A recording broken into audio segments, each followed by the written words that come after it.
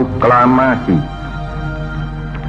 Kami, bangsa Indonesia, dengan ini menyatakan kemerdekaan Indonesia.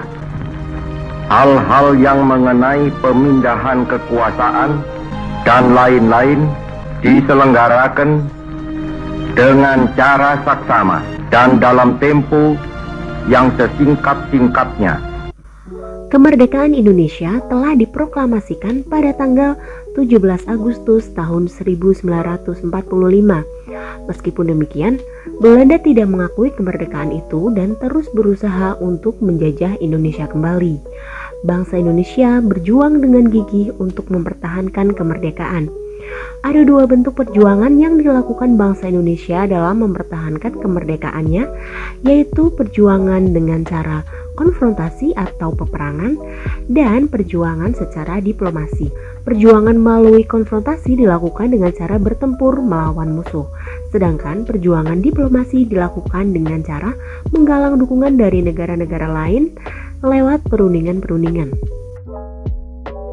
Yang pertama ada pertempuran 5 hari di Semarang pada tanggal 14 sampai dengan 19 Oktober tahun 1945. Kemudian ada pertempuran Surabaya pada tanggal 10 November tahun 1945. Selanjutnya ada peristiwa Bandung Lautan Api yang terjadi pada bulan Oktober tahun 1945. Selanjutnya ada pertempuran Ambarawa pada tanggal 15 Desember tahun 1945 yang dipimpin oleh Kolonel Sudirman.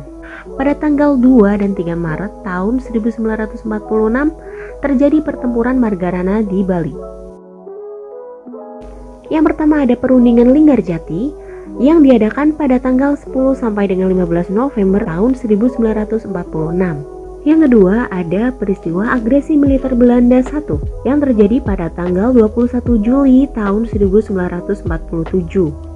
Selanjutnya ada perjanjian Renville yang diadakan pada tanggal 8 Desember tahun 1947. Pada tanggal 19 Desember tahun 1946 terjadi agresi militer Belanda II. Kemudian pada tanggal 28 Januari tahun 1949 diadakan perundingan Rumroyen. Tanggal 19 sampai dengan 22 Juli tahun 1949 diadakan konferensi Inter-Indonesia di Yogyakarta. Terakhir, ada konferensi Meja Bundar atau KMB yang berlangsung di Den Haag, Belanda pada tanggal 23 Agustus sampai dengan 2 November tahun 1949. Cara memaknai kemerdekaan Indonesia. Proklamasi kemerdekaan memiliki makna penting bagi bangsa Indonesia. Proklamasi menjadi puncak perjuangan bangsa Indonesia dalam mengusir penjajah. Kehidupan bangsa Indonesia juga memasuki babak baru sebagai negara yang merdeka. Sebagai negara yang merdeka, bangsa Indonesia berhak untuk mengatur pemerintahan sendiri. Tugas bangsa kita saat ini adalah berupaya untuk membangun masyarakat yang sejahtera. Masyarakat yang sejahtera artinya masyarakat yang hidup aman dan makmur. Aman berarti bebas dari berbagai gangguan atau bahaya. Makmur berarti terpenuhinya semua kebutuhan hidup sehari-hari. Contoh perilaku positif yang dapat kita terapkan antara lain menjaga kebersihan lingkungan, menjaga ketertiban dan ketenangan, mematuhi aturan yang berlaku, bekerja keras, bekerja sama, dan saling menolong.